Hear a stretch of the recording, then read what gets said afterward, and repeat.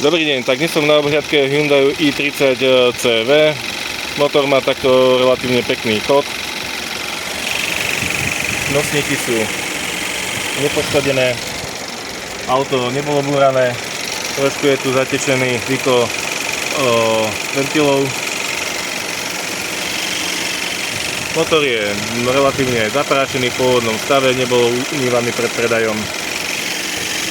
Svetlá majú originál dátumy od výroby. Auto takto má známky používania, nejaké tie ťukance, škrabance na svetle, pod kamínkou. Auto je hodené na zimných gumách z roku 24. Čotok už majú za sebou, ale ešte majú dobrý dezén.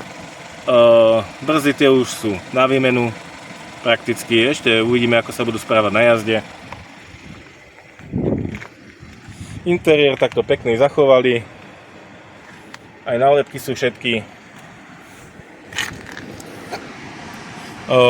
Napojil som auto na diagnostiku. Vyhodilo tam jednu chybu batérie 48, ale uvidíme ešte, že či tá chyba vyhodí, či to nebolo skrz náhodou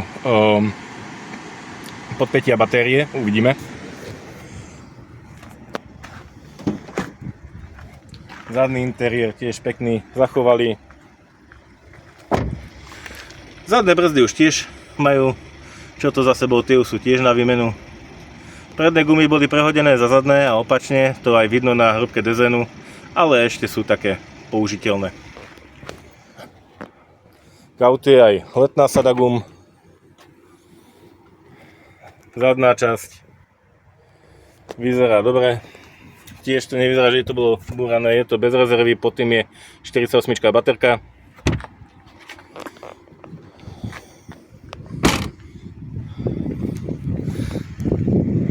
Zadné brzdy. Auto takto búrané nebolo, premeral som aj stĺpiky. Všetky. Takže za mňa auto celkom dobré. Ešte sa ideme previesť a ešte raz ho napojíme na diagnostiku, aby sme si pozreli tú 48 baterku. Takže tak. Ak náhodou niekto bude chcieť takúto obhliadku auta, tak mi zavolajte alebo mi napíšte na Facebook. Ďakujem pekne, dovidenia.